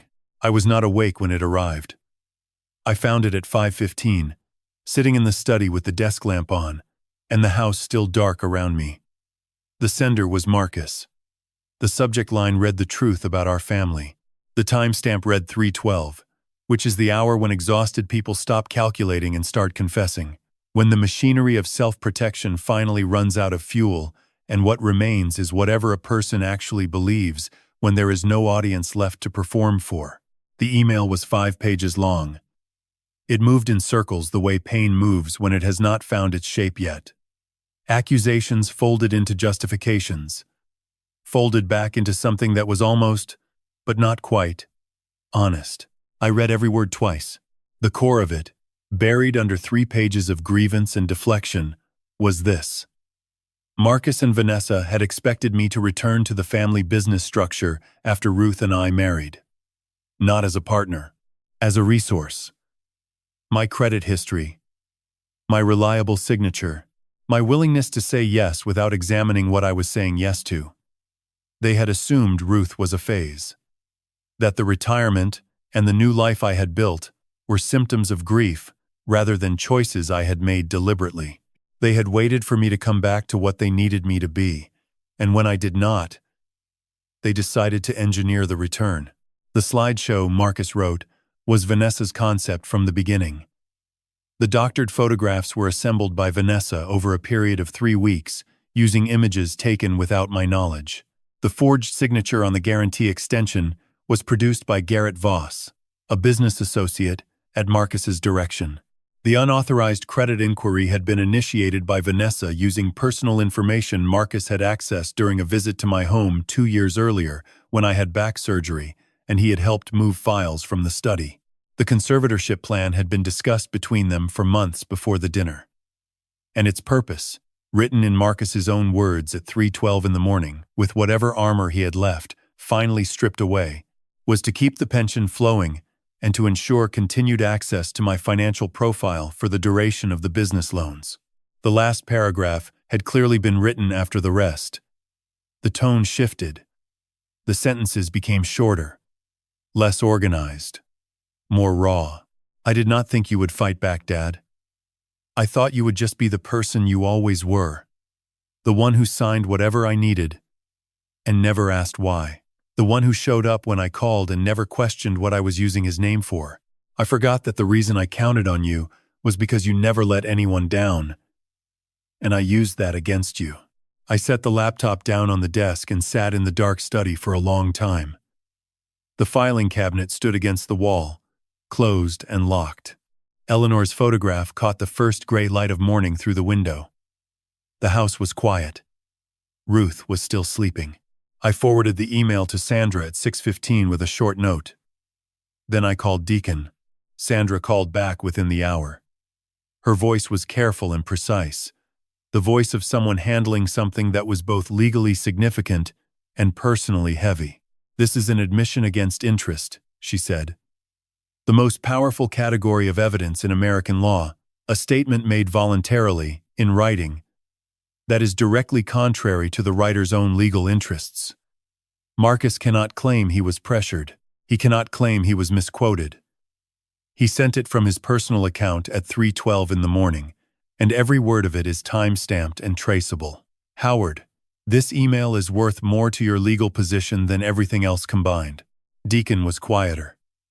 He had read it on his phone while Sandra was still talking.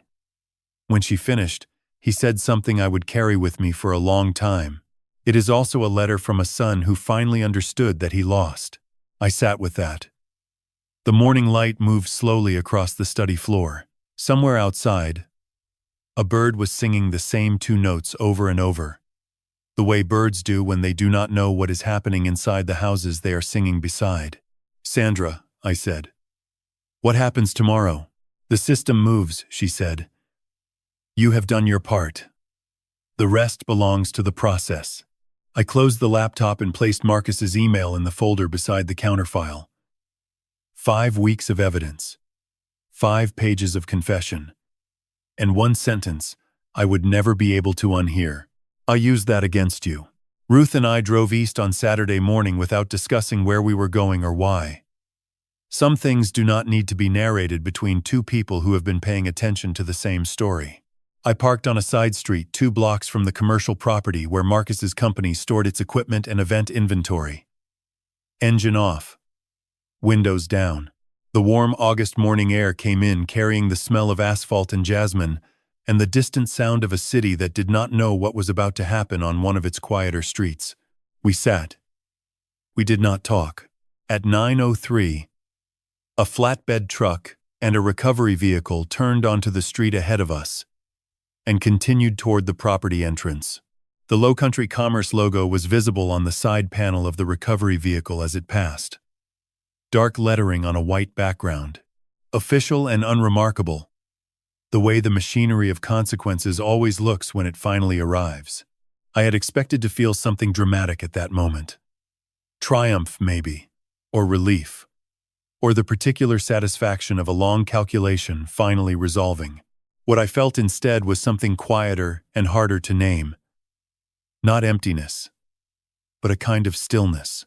The stillness of a man watching something end that had needed to end for a long time but whose ending still carried a weight that could not be reduced to right or wrong. We heard Marcus before we saw him. His voice carried across the distance between our car and the property gate. Not words at first, just volume. The sound of a man who had walked into a situation he had not fully believed would materialize until it was standing in front of him with paperwork and a flatbed. Then the words became clear. You cannot do this. This is my company. This is my property. You cannot just take things without. A second voice. Flat and professional. Mr. Merritt, this is a standard recovery action under the terms of your loan agreement. You have received written notice of the default and the recovery schedule. We are authorized to proceed. I am calling my attorney. You are welcome to call your attorney, sir. The recovery will proceed while you do. A long silence. Then Marcus's voice again, stripped of everything. The confidence, the performance, the authority he had constructed since he was a teenager, walking into rooms before he was invited. He did this, Marcus said. The words were quiet. The words of a man talking to himself as much as to anyone. My own father did this to me. I did not move. I did not speak. I sat in my car on a side street and listened to the sound of consequences arriving on schedule. Ruth put her hand over mine on the center console. She did not say anything. She did not need to. At 9:27, my phone buzzed. A text from Marcus. You killed everything I built, Dad. I set the phone in the cup holder without responding. Then I started the car and drove home. The statement took me 40 minutes to write and 15 minutes to cut down to something I was willing to put my name on. The final version was 112 words. Sandra reviewed it by phone, suggested one-word change, and told me it was clean. I posted it to my personal Facebook account at 11:37 Saturday morning. It read, For those who have reached out with concern, thank you. I want to be straightforward about what happened at my birthday dinner on June 26th. A slideshow of doctored photographs was presented publicly to 60 guests as evidence that I am cognitively impaired. This was false. My son and his wife orchestrated this event as part of a broader effort to gain control of my finances. I did not respond with anger at the time, and I am not responding with anger now. I am responding with documentation. The facts speak clearly enough. I wish everyone involved well. Further contact should be directed to my attorney. Below the statement, I attached 3 images. A screenshot of the slideshow from Donna's footage. The anonymous envelope with the typed message. A single frame from Lorraine's video showing Marcus's face turned toward his phone, smiling as the slideshow played behind him. The calls began that evening and continued through Sunday. An aunt from Colombia. A cousin who left 3 voicemails. 2 men from the congregation, who began with reconciliation and ended with lectures. None of them had been at the dinner. All of them had apparently spoken to Vanessa. I answered none of them. Ruth handled hers with the same sentence each time. Howard is working through his attorney. We appreciate your thoughts. Then she wrote the name in the notebook on the counter and moved on. On Monday morning, I signed a formal statement through Sandra's office clarifying which individuals I believed had knowledge of or involvement in the fraudulent documentation and which I had no reason to believe were involved. Marcus's company had 16 people on payroll. Drivers, event coordinators, office staff, a small crew that set up venues. None of them had built a slideshow. None of them had forged a signature. None of them had sent a threatening text or left an anonymous envelope on my porch. They had shown up and done their jobs, and I was not willing to let the investigation sweep through their lives without distinction. Sandra had explained the mechanism. My statement would become part of the investigative record. It would not protect anyone from consequences they had earned, but it would ensure that the process focused where the evidence pointed rather than expanding indiscriminately. You are not paying their wages, Sandra said. You are not intervening in the business. You are simply telling the truth about what you know and what you do not know. That is all I have ever been doing, I said. Monday evening at 7:44, my phone showed a message from Vanessa. Her last one. You will never see Jaden again. I want you to know that. Whatever happens with the business, whatever Marcus decides, I will make sure of it. You chose this. I read it once. Then I forwarded it to Sandra with a short note. For the file. Also, can you tell me what options exist in South Carolina regarding grandparent visitation rights? Her reply came within the hour.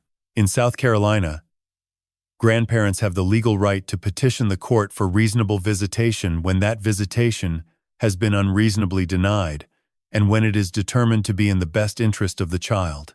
It was not automatic. It required a court process.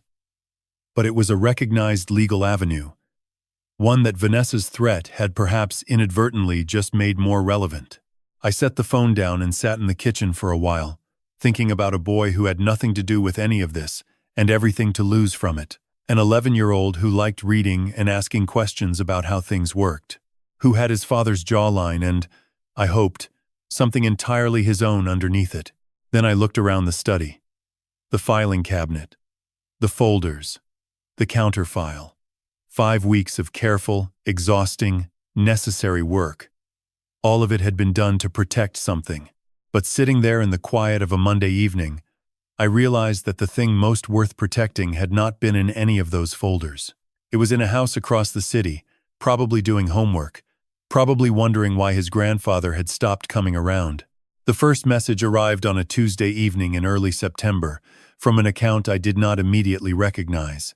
A username registered to a child's tablet, the kind of restricted profile that parents set up and then forget to fully monitor. Grandpa, are you okay? Mom is really mad. Dad does not talk anymore. Jaden was 11 years old. Marcus and Vanessa's son, a quiet boy who liked reading and asking questions, and who had once spent an entire Thanksgiving afternoon sitting beside me in the study while I explained how the Dewey Decimal System worked, not because he needed to know, but because he had asked, and I had never in my life refused to answer a child who asked a real question.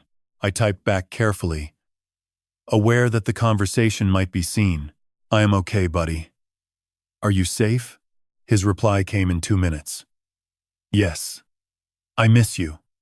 Mom says you are sick. I looked at that sentence for a long moment. Then I wrote back the truest thing I could. No, son. I am the healthiest I have been in years. There was a pause. Then one more message. And it was the sentence that broke something open in my chest that I had been keeping closed for 7 weeks. Can I come read at your house? Mom threw away my library card. I set the phone down and looked at Ruth across the kitchen table. She had read the exchange over my shoulder and was very still. He reached out on his own, she said quietly. He did. Then we respond the right way. I called Sandra the following morning and asked her to begin the preliminary paperwork for a grandparent visitation petition. Not to file yet, but to have it ready. I also asked her to identify a family counselor who could serve as a neutral contact point. Sandra said she would have names by end of week. Then she asked, "Does he know you are working on it?" I thought about the 6 words on my phone screen. Mom threw away my library card. "Not yet," I said. "But he will." That weekend, I began restoring the bookshelf in the study. It was the original built-in that my father had constructed in 1969 when he first moved into this house. Solid pine, slightly warped along the top shelf from 57 years of weight, but still level where it mattered. I sanded it by hand for 2 days. Ruth brought lunch each afternoon and sat on the chair by the window, reading while I worked. On Saturday morning, Deacon came by with a can of Danish oil and helped me apply the first coat. We did not talk much. We did not need to. He had been my friend for 28 years, and the best friendships I have known are the ones that do not require narration to function. Ruth arranged the bottom shelf with books she had selected from her own collection, Charlotte's Web, The Phantom Tollbooth, a worn copy of From the Mixed Up Files that had belonged to Eleanor and still had her maiden name written inside the front cover in pencil, and one empty space at the end, waiting for whatever Jaden would bring with him. The hearing took place on a Wednesday in late October. I wore the same jacket I had worn to my first meeting with Sandra. Ruth sat beside me. Marcus and Vanessa were present, with Warren Keeley. Nobody spoke to each other in the hallway. Jaden was not in the room. The court had spoken with him privately through a neutral child advocate, standard procedure under South Carolina family law. The judge granted supervised visitation. 2 Saturday afternoons per month at our home, with a family counselor present for the first 3 sessions. It was not everything. It was something real. Jaden arrived that first Saturday with a backpack and both hands jammed in his jacket pockets. He stood at the bottom of the driveway and looked at me for a moment, the way children look at things they are not sure are still safe. Then he said, "Is the bookshelf done?" "Come see for yourself," I said. He walked into the study and stopped. He looked at the shelves the way I had looked at them when I was roughly his age, standing beside my own father in this same room. He ran his hand across the pine surface. Then he pulled out Charlotte's Web and turned it over twice. "Are these all yours?" he asked. "Some were mine," I said. "Some were your grandmother Eleanor's. And this shelf right here, the bottom one, is yours." He looked at me. Then he sat down on the floor cross-legged and opened the book and began to read. Ruth brought cookies at 2. Deacon stopped by for 20 minutes, shook Jaden's hand like he was shaking the hand of an adult, and left without making a fuss about it. The counselor sat in the kitchen with her notepad and said very little, which was the best kind of counselor. When Vanessa's car appeared at the end of the driveway at 4, Jaden picked up his backpack slowly. At the door, he turned around. "Grandpa," he said, "will the library be open next time?" I looked at him. 70 years old, a retired principal, a man who had kept every document and lost the things that could not be filed. I looked at this boy who had his father's jawline and apparently his own entirely separate heart. "This library has always been open," I said. He nodded once, satisfied, and walked down the driveway. I stood in the study after he left and did not move for a long time. The bookshelf held the last of the October light. The filing cabinet was closed. The folders were in order. The system was doing what systems do when given accurate information. I have told you this story not because I wanted sympathy, but because I believe the truth earns its own audience. Here is what I know now, standing on the other side of all of it. Dignity is not something anyone can take from you with a slideshow, a forged signature, or 200 unanswered phone calls. I learned that, slowly. I learned it the hard way, and somewhere in the middle of those 30 days, I remembered something my pastor once told me. God does not ask you to fight every battle. He asks you to stand correctly while the battle is fought. I held on to that more than I held on to any legal document. The Lord sees the quiet ones, he told me once. The ones who do not shout. The ones who document. And I believe that. I believe God put Ruth beside me and Deacon behind me and Sandra in front of me because none of us were meant to walk through this life keeping records alone. But let me be honest with you the way I wish someone had been honest with me. Do not wait 6 weeks to call a lawyer. Do not co-sign anything you have not read 3 times. Do not assume that love in a family makes paperwork unnecessary, because when things go wrong, paperwork is the only language the system understands. If you did not write it down, it did not happen. I spent 34 years teaching that lesson. I never expected to live it. If this story stayed with you, if any part of Howard's journey felt familiar or necessary, leave a comment below and tell me why. Share it with someone who needs to hear it. And if you want more stories like this one, subscribe and stay close, because the next one begins very soon. The library, as Howard would say, is always open.